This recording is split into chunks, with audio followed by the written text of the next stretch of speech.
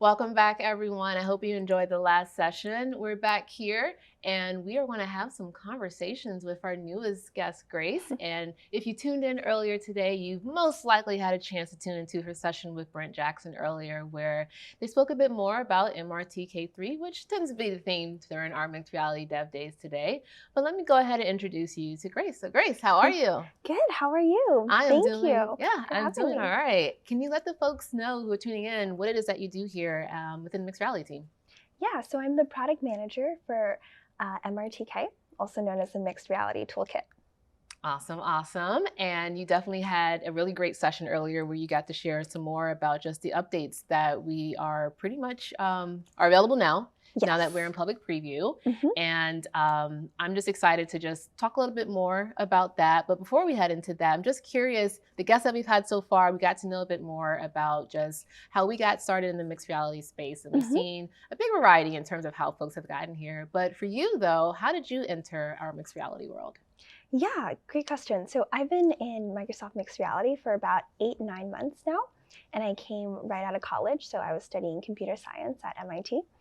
And previously, I basically didn't have any experience in XR. And so I started off fresh, but I always thought the field was very cool and that there was a lot of potential there, especially in like healthcare and education. And so I really wanted to work in the field.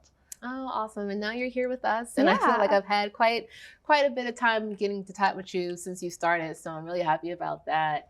And so given the conversation that was held earlier with Brent when you did your presentation, we have been following up with just more commentary around MRTK3. But now that we actually have you here and you're the PM for MRTK3, just curious to know, what would you say happened to be two highlights of what's new now with MRTK3? Oh yeah, there's so many amazing things, but I guess if I had to pick two highlights, the first thing is that MRTK3, we have a brand new architecture. So we're much more modular, and we've broken down MRTK into many packages that you can just independently install and update.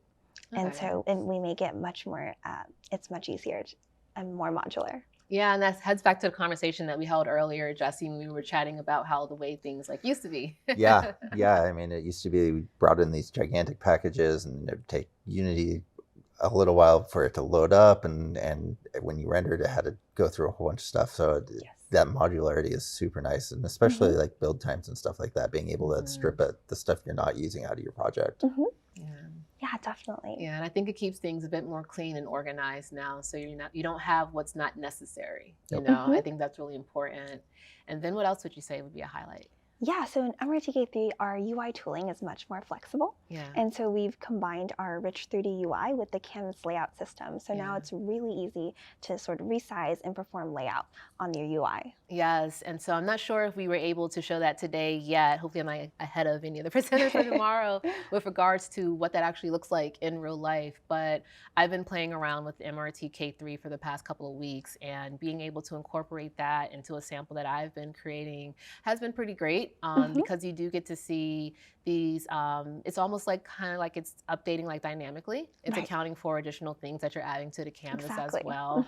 And I think like I've seen it even over the past couple of weeks, we had like a couple of GIFs that were out where you can see just that flexibility in the resizing of different buttons, for example.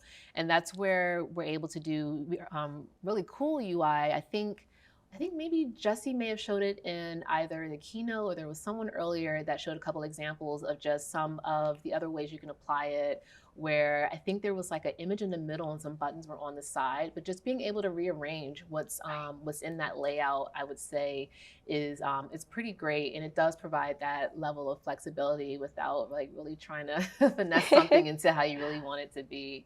So I think that's pretty good as well. And then just last week, you were at AWE. Yes, I was. Yes, how was that? So jealous. I've never been yet. One of these days. Yeah, it was my first time at AWE, and it was really awesome. So going in, I didn't know what to expect, but I thought it would be like maybe a bit stiff and like one of like a traditional conference. But no, AWE was so much fun. Like there was a huge expo in which I got to try out a bunch of cool technologies. Like I tried out the new Magic Leap 2 and the Tilt 5 technology as well, which was really cool.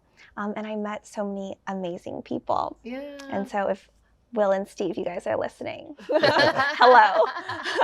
Friends of all of us, actually. Yes, Exactly. absolutely. It's a small world. Yes, it small is a world. small world. And so it's incredible getting to listen to so many sessions and just meeting all around amazing people. Yeah, and then there you had a chance to talk about MRTK3 as well, I correct? did. Mhm. That's good. So it's good to be able to spread the news more about what we have. And also, I know this is a common thing Cassie and I have spoken about today, and Jesse alluded to it earlier, but also just being able to see what folks are creating and what people are Right. building, because it does provide another level of inspiration for us all, Yes. but also helping with improve what we create as well for the developer community. So that's also pretty good, I would say. And Yeah. so within your time within AWE, were you able to attend any sessions or listening to anything in particular there? Yeah, I did. I listened to some sessions in the developer track. So I heard about Snapdragon Spaces Yeah. and like the hand tracking for Oculus, which was pretty cool. And Okay. I also got to tour the expo floor, in which I got to talk to some developers, and they were really excited about MRTK. They were like, oh yes, I use MRTK V2 currently, and I'm really excited to see what's next in MRTK3. So it's really nice. Oh, cool, cool, Yeah. cool. What about the Augie Award? Oh yeah, we won an Augie Award for Best Developer Tool last year. It's very much an honor. Oh, yes. Yeah, we were talking about just here. We were talking about the I guess the trophy, or however you want to call it. It's a very Yes. interesting It design. is. I It would is. say. Yeah, it's like if for those tuning in, if you haven't seen it, it's like a half. Well, it's a human head, I guess, but half on one side you can see just like the full features with the skin, and the other half is more like a skeleton. But then they have like this kind of like binocular Spyglass, monocle yeah. kind of like spyglass thing on the eye. So it's a really interesting looking award, I would say. But that's pretty cool to have gotten that for MRTK. Yeah, So, it is. yeah. It's pretty cool. You're right. The binoculars. It Yeah. shows like the eye, and it's actually quite heavy. Yeah. Yeah, I tried picking it up, and it's like a solid maybe 5 pounds or something. Yeah, but I get another one so you can have a twin. Yeah. Yes, exactly. Yeah, and we have it sitting like right in our pod where the Mhm. MRTK team sits. So it watches over us. Oh, perfect, Yes. perfect. And so earlier you also mentioned during your talk about just MRTK3 in general, you talked a bit about the roadmap. And so right now, we are just coming out of private preview. Yes. Earlier, I think Jesse had mentioned that our MVPs had access to that package. Yes. And then now we're in a spot where we're at public preview. Mhm. And so can you tell us again, what's next after we, well, now that we're in public preview, what can we expect exactly to happen Yeah. now? Yeah, so right now in public preview, all the code is available on the MR feature tool as well as GitHub. And then what's coming up next will be our MRTK3 GA, which will come sometime in the fall to winter timeframe. Okay. All right. Cool. I'm looking forward to when the GA. I like when things GA. Right? Yeah. Don't we all? Yes. Shipping is a future, right? Yes, it's like a big present, and especially as we're heading more into the fall. But more important, because we are in public preview, it's a really great opportunity for people to definitely give all their feedback. Yes. You know, like we want to hear the feedback. Yes, we want to we know would the love good, to the hear bad, and the feedback. not so good, you know, as well. But it's a really good time. I know we talked about the hackathon a lot, and I checked out the chat for those who are streaming or watching the stream, and there's been questions around hackathon as well. But Jesse, to reiterate, there's information available online about the hackathon, correct? Yeah, if you go to aka.ms Dev Days Hack, I believe is what it is, that'll take you to the DevBoast page, and that's got all the information there. Yeah. For resources, the open office hours. I think Grace has got a video up there Yes, Yeah. I do. explaining a little bit about it. And so, yeah, super excited about that. Yeah. Yeah. Oh, that's so great. And then there's just so many other things that, from a team perspective, that we've all been working on. There's some things that today, as we went over the project that Brent shared. Yes, Zappy's Playground. Yes, Zappy. I don't know why I want to call it a different name every time, but that probably because of Kippy's. Is what I Yes. keep thinking about. as Zappy well. is Kippy's cousin. Yes, yes, definitely adorable robots. But it's great to see things like that created, and it really goes to show there's a lot of content that we're bringing around Yes. MRTK3. There's more content that will exist for folks to get more familiar and learn. And with what Brent presented, that's definitely more going to be at that 200 level, which is Right. great. So beyond the beginners, more of the I kind of know what I'm doing here, but let's get a little bit more advanced into what's happening. But then on the flip side, there's also stuff for the beginners as Yes. well, Mhm. and that's where I come in. Mhm. And we've been working together for the past, actually, I would say a couple of months, but more recently, we've Right. been ramping up a bit Yes. more on a nice series within Unity using their in-editor tools or Uh-huh. Unity in-editor tutorial package. And we're able to actually provide tutorials in the editor. Yes. So now people will be able to actually learn how to use MRTK while in Unity, Mhm. and we're able to show you like, this is where you need to click to do this step and things like that. So it's really like taking our tutorials to another Right. level, That's I true. would say. And I can speak a bit more about that in a second, but just to kind of reiterate what Jesse and I spoke earlier about workshops, is that this is really going to help with facilitating those and leading those as well. And for folks that maybe you just want to learn on your own, you don't want to maybe be in a larger group, but you just still want some guided learning. Mhm. This is also going to provide opportunities for folks to actually kind of have that guidance in place, Yes. because it can be a challenge when you're brand new to, an engine. Let's use Unity in this example, and you don't quite know where to click. There's a lot of things to click in there. Oh, yes. There are. Yeah, so being able to provide that guidance is great. But for the project that I've been working on, this one is all centered around MRTK3 Aquarium. Yes. So it takes place underwater. Mhm. And Gorgeous 3D models. oh yes, the Yes. team that we worked with creating the models, they've definitely done a really good job. So like quick shout out Brandon and Vinny for doing that. Yes. They've done a really Thank great you. job. But yeah, so for that one, we've created it to be more of a kind of like setting up your own underwater aquarium, and using different MRTK features. I included in there the ability to just use buttons to just instantiate animals into the scene, using things like Object Manipulator to rearrange, move things around as well. We get to use a bit of the volumetric UI. So we were talking about the more flexible UI now. Yes. So I throw in a little bit of that, so folks will have Nice. just a taste and an intro.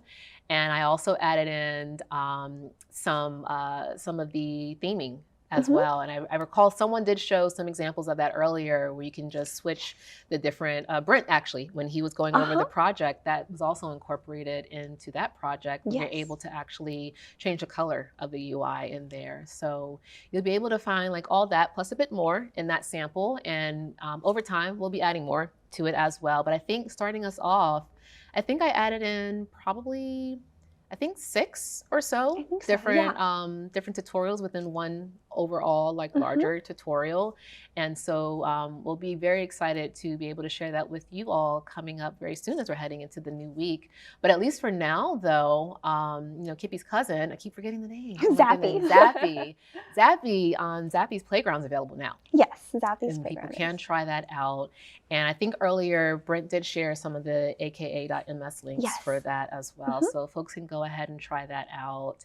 And I would say, I know we have some other workshops and such that we're working on. Not quite sure what's been announced, so I won't ruin any surprises. But Stay tuned. yeah, before I came in here, I was speaking with some folks from that team, and their stuff is pretty good too. So I'm excited, for that as a whole. But I would say, just even from an experience perspective, for you, Grace, coming into Microsoft, coming straight from college, so as well, just how has your experience just been in general working within mixed reality so far? Oh, it's been amazing, April. I Yeah. absolutely love my dev team. Oh, They're good. all, when I first joined the team, they reached out, they were like, Grace, feel free to ask us any question you want. We're Yeah. here to answer anything. And they just made me feel so welcomed and Oh, warm. good. So it's a very supportive environment. I absolutely love it. Yes. Good. Yeah, I feel that coming here for this event, especially since we have the option to be in person, I think for the past 2 years, I've worked so much with, when I always say your team, like literally mixed reality and everything Right. that's kind of under that umbrella, I've had a chance to just meet and speak with so many of you virtually. And Yes. in some cases, some people speaking with like daily, Uh-huh. but have never seen them in real life. Yeah. And so even today, I know soon for, those of us who are in person, we'll be heading into a reception soon. And Mhm. for me, it'll be like my first time really getting to see some of like you all in Yeah. person, for the first time, which is pretty great. So that makes me happy. What about you all? Yeah, I mean, same. I get to come up a little bit more often and obviously interact with the team, but there's still a lot of people that I have not seen for 2+ years. Yeah. So super excited for that. And then a lot of our developers who have come into town that I've met at different events over the years. Hmm. Hmm. So super excited about the networking reception and just getting that face to face time. The hallway track of a conference is Yeah. always Yes. so valuable and often what draws people to come to a conference. So Hmm. Yeah. What about you, Grace? Yeah, same. I'm really excited to meet like all the MVPs and developers Yeah. here. I've been talking to some people over email, and I never Yes. knew that it was them until they came up there and they were like, "Oh, Grace, it's you." Yeah, I would say that's probably, for me, probably part of the beauty of the job. So, with you all in the mixed reality team, my team in advocacy, we partner so much with you all. So, although we work in different capacity, we do a lot of collaboration. And I would say, from my perspective, also being able to speak with the community often. And Right. for me, it's always LinkedIn is where I connect with folks. Oh, okay. Usually, some virtual event that I've done some Yes. sort of talk for, and we'll connect afterwards. And it's just been really great to be able to, kind of know who's coming here as well, that having just met online, those who are MVPs. I think our MVPs are really lovely. Some that, I may not have spoken with them directly, but if they happen to attend something that's a virtual event, whether it's our mixed reality speaker series that we have events from, as well as things that we've done with the reactor, and they'll connect and they'll say like, hey, I'm the MVP, mixed reality MVP, and whatever else, but they're always so welcoming and they're Yes. always so great. And I know Jesse, as we talked about earlier, with the MVP program and a lot of the work that happens there. But for those who are just tuning in, could you just remind us a bit more about like what the MVP program is and just some of the benefits of it? yeah, so MVPs are individuals outside of Microsoft that are recognized for both their technical excellence Hmm. as well as their giving back to the community and helping bring the community forward in whatever that technology is. Yeah. So it's not specific to mixed reality. There's MVPs for the Windows and for IoT and Azure and IT pros, and there's a whole bunch of them. Hmm. Um, but yeah, so it's a way for Microsoft to really recognize those people and kind of give them some inside perks of getting more interactions with product teams who are building the tools. They get to have calls with us and kind of get they get put under NDA. Yeah. So they get to get access to kind of the latest and greatest before everybody else. There's a yearly summit where we do presentations for them, and hopefully at some point we get to do it in person. And Yeah, we're because it's really waiting. fun, like And it's here on campus, it's right? here on campus, and I Yeah. think a lot of people who have never been here and don't really understand, like it's very much like we call it campus because it's like a college campus, and Hmm. it very much has that feel, and it's kind of a mecca for tech people to kind of come and visit Microsoft and Yeah. get your picture in front of the sign down in Building Yeah, I was going to mention 92 that. and tour around. But so again, in that hallway track, like there's so much socializing because a lot of these MVPs are global. Hmm. And every year they get together in person. Sometimes that's the only time they get together and Hmm. have conversations in person. So it's Mhm. just a really great environment, and we're super excited with the MVPs that we have, and always looking for new ones to add to the cadre. Okay. And then for someone who's interested in becoming an MVP, like what is it that they need to do? How does that process work out? Yeah, so I mean, it's really a matter of like showing the work that you've been doing out in the community, whether it's blogging and tweeting or running events or running meetups, hosting your own conferences, writing books, speaking. So you kind of go through, and it's a program that gets awarded yearly, and you have to renew it. So it's not like you get it and then you get it for life. It's something you have to Yeah. keep doing. Otherwise, you can kind of get dropped back out of the program. So yeah, you start doing stuff out in the community and showing kind of your work, and then when you're ready, you can talk to either another MVP or to a Microsoft employee, and they can nominate you. Hmm. And then once you're nominated, you kind of go through an application process. Let us know all the work that you've been doing for the past year, and Yeah. then it gets reviewed, and once accepted, you get to slide into all those sweet benefits. Yeah. Oh, yeah. I would say the benefits are definitely well worth it.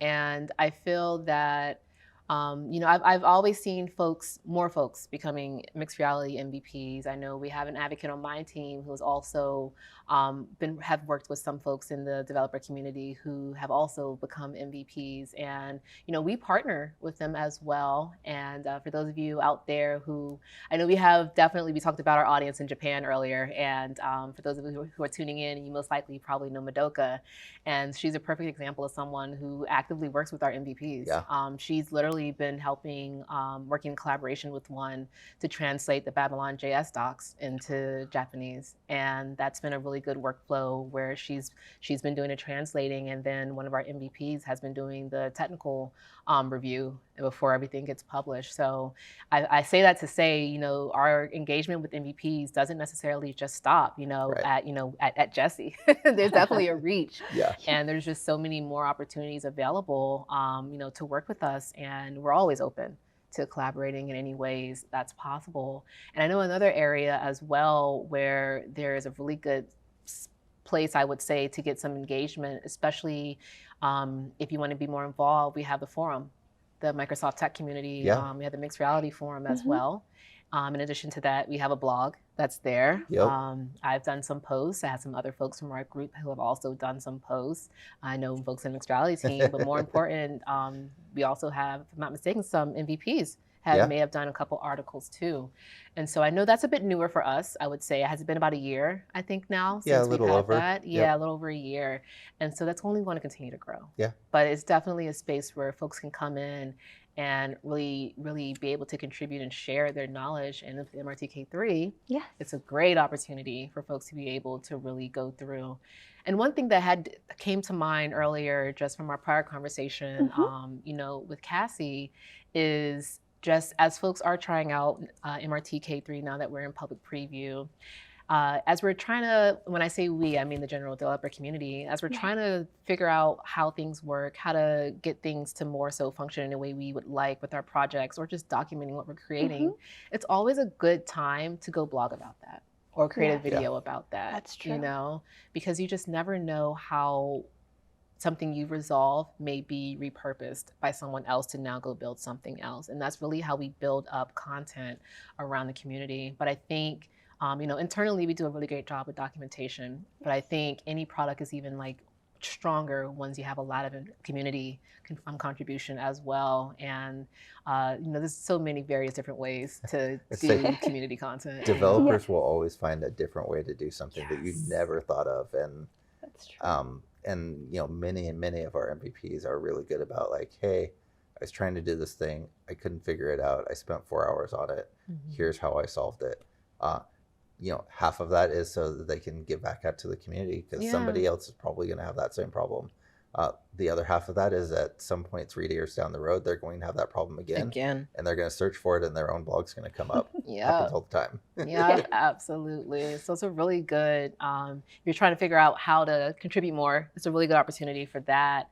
And then thinking back, though, to just how you came into this space, Grace. And so you came from college and you had a computer science background, I would say, MIT specifically. And we all were just at MIT a couple months ago. For Reality Hack. Yeah, so for Reality Hack. So how was that for you, having now, you're kind of on the other side, But how was that going back to be able to take part as a mentor for the event?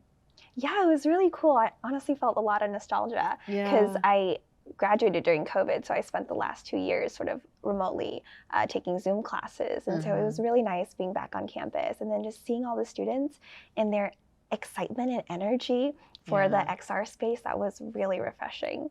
We should probably let the audience know what Reality Hack is. Yeah, Jesse, give us a nice overview of Reality Hack. I was going to ask you if you can give us a rundown. Yeah, so Reality Hack is it's a hackathon that's put on by the Student VR Club in cooperation with the facilities there, or faculty there, and we've reached out to them as a sponsor, as have many other groups.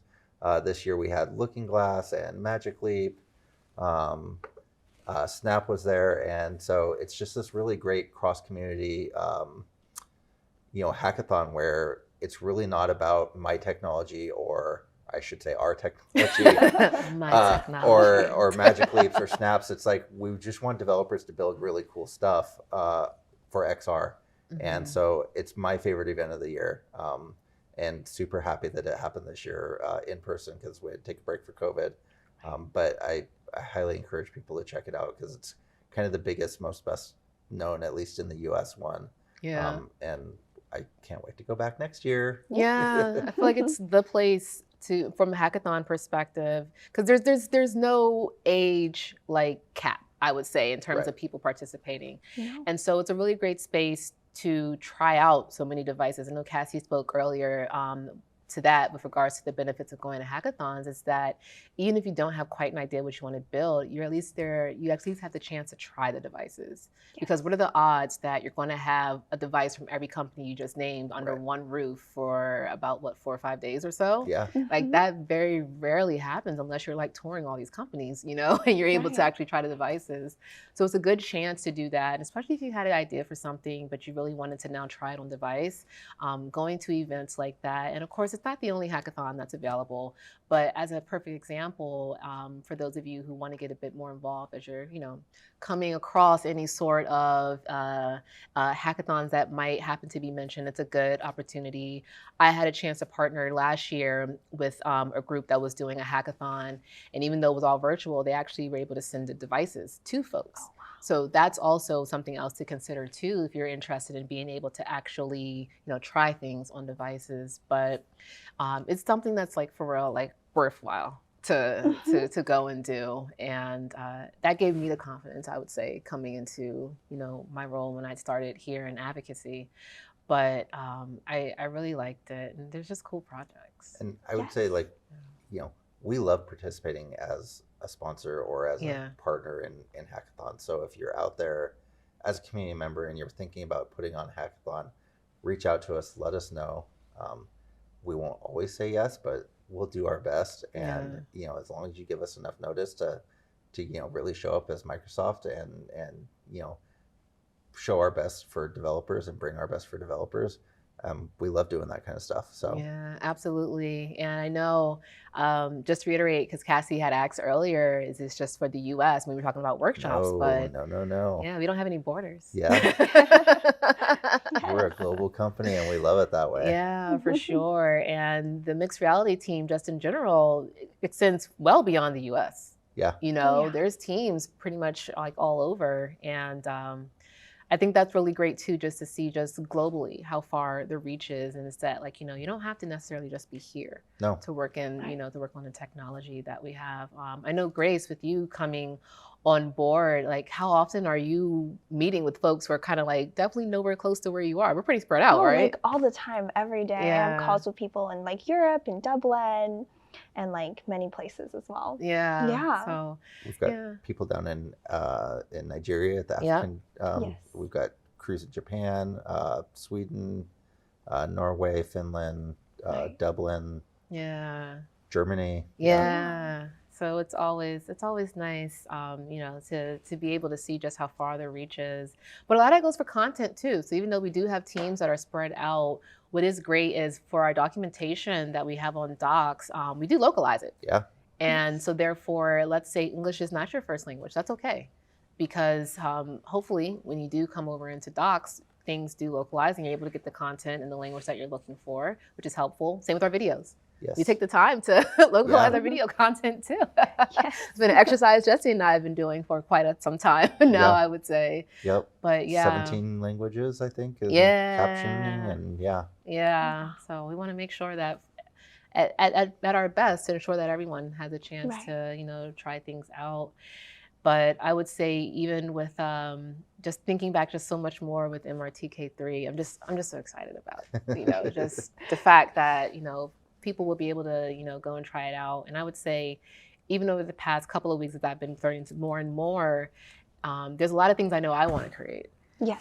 But I'm also like so excited to hear what other people, you know, are going to end up creating. And to what Jesse was mentioning earlier, from a hackathon perspective, it's great seeing people try things in ways that you may never have imagined of incorporating something into, you know, a project. And so that's always great to come across, I would say. But yeah, so I would say, I know we've had quite a day and we still have some more sessions, but so far, Jesse, what would you say have been, outside of your keynote, which was fabulous, what would you say have been probably something that has really, you know, caught your attention today? Oh man, That's a tough question I for me because I'm know. so close to all of this. I love the stereo kit stuff, and Nick's Yeah. been so great, working on stereo kit, and it really started as a passion project for him, and it absolutely shows. So super excited about that. We've had Unity and Unreal both give updates, Perfect. which is great. Yeah. They're both great development partners for us. And then the MRTK stuff, like it's all good. Yeah. I can't pick a favorite. Yeah, just everything. And so I know, Grace, you've had, you did your talk earlier, but just from an idea of like everything that's happening during Mixed Reality Dev Days, is there anything in particular that you would say you have either already heard or looking forward to that's happening between today and tomorrow? Or Yeah, so I'm fairly new to the MRTK team, and so I'm still learning as we go. And so I'm really excited to hear like all the sessions from the MRTK team. The engineers always say something that surprises me. Yeah.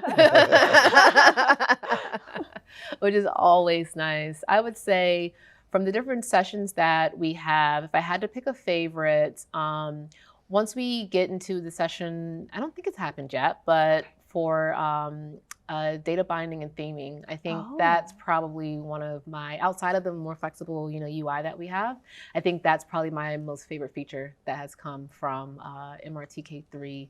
And I'm just like thinking back to a project, coincidentally, Cassie and I had worked on where we were pulling in information from another source into our apps, and just setting that up in the past was definitely a lot more work than I thought it was going to take.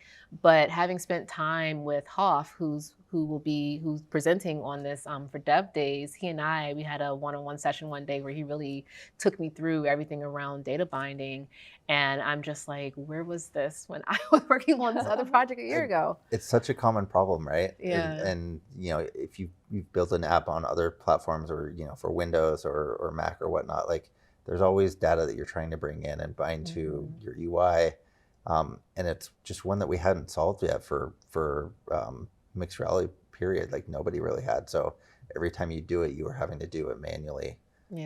So it's just nice to see that kind of, going on and again, those incremental improvements of like, hey, this is a computer problem that's been solved, in other places. So how do we bring it forward in a mixed reality? Yeah, so I think that'll hopefully improve a lot of the development process for a lot of folks who are doing things with data. And I know we have some really great prefabs that have been added as well to MRTK3 that'll go hand in hand with that, which is really great as well, especially if you're pulling in, let's say, like people information, we have photo and name and maybe like a phone number. We have some prefabs that's been added to the toolkit to really help with formatting that appropriately. And then another thing that also around just the theming side, accessibility. Super excited with regards to everything we have that's continuing to come, because we've had some tools, I would say, but to see that that's still an area that we're paying a lot of attention to, I think that's really important for sure. Because as we're creating apps and such, we're not just creating for one type of person. Right. We want to make sure that everyone can partake in enjoying mixed reality experiences, or just taking part in general, regardless of the app that you're creating. So I think we have some great things as Yoon explores more about accessibility and what's been created there. That's a really good thing to also keep in mind. Outside of that, though, everything's great, I would say. But if I had to choose a favorite, then those two would be my absolute favorite that we have coming. Theming, though, as well, I know from the accessibility side, there's that to make things, better in that respect. But also just changing all the UI in your app into a fun color. Like if I want everything to be hot pink, I can set that up much easier than I could in the past, Well, you delete some shaders, it'll happen. Yeah. So, which you did do in your aquarium as well. Yes, for sure. And so, yeah, it's just a lot to look forward to, I would say. I know now that we're at the public preview phase of everything, your team will, I'm sure, be continuing monitoring feedback that folks are submitting with regards to MRTK3. Where's the best place for them to do that? Yeah, so we're very much still in development, and so we would love people's feedback. And so the best places would be Twitter, our GitHub, or Hollow Developers Slack. Okay. Yes. All right, cool. So we can make sure, folks, that's where you submit your feedback. Yes. Make sure you do it. Don't keep it to yourself. Let us know what feedback that you Yes, have. let us know. We love hearing from you guys. Yes, absolutely. And I'm trying to think, is there anything else with regards to MRTK3? I think as we enter tomorrow's sessions, we'll have a lot more to share for folks Yes, to have a chance definitely. to, take a look at as well. And then, as we mentioned earlier today, everyone that's tuning in virtually, we do have some sessions that are in person only, but fortunately, they will also be video on demand. So after Mixed Reality Dev Days is over, you'll be able to tune into those to get those video recordings, because there are some really great sessions that are happening in person. I know within Stereo Kit, perfect example. And so therefore, I would say definitely check out when we have those videos. But in general, I think things are, coming to be really good. Coming up, I know Cassie is doing her session. She's been speaking about the Onyx runtime all day. So it's really exciting to see what she's doing there, being able to just change the scene, like while you're in the scene just dynamically. I think that's pretty cool. So she'll be doing a talk on that. And then I think we also have a session on, is it Rich UI?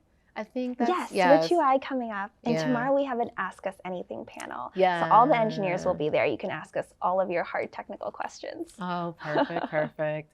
So yeah, it's a really great time right now. I would say I'm glad we've had this chance to come together Yes. Today and tomorrow. But the fun doesn't have to stop there. I mentioned the newsletter earlier, Jesse. Yeah. I told folks, if you want to stay up to date with what we have going on, we do have a newsletter. And I feel by now it's been shared in various places, but it is, aka.ms. I think it's /IWantMR. I want MR, yep. Yeah, that's where you can sign up. So that way you can join the rest of the folks who are getting a newsletter. It has a beautiful new design. Yeah, it should be very familiar to everybody who's been watching the stream, because a lot of those same elements we're moving into various other parts of our look and feel for newsletter and for speaker series and quite a few other places. So you'll start seeing some of these elements. All right. So we are going to head to the next session now, and I hope everyone enjoy the rest of Dev Days. Yes.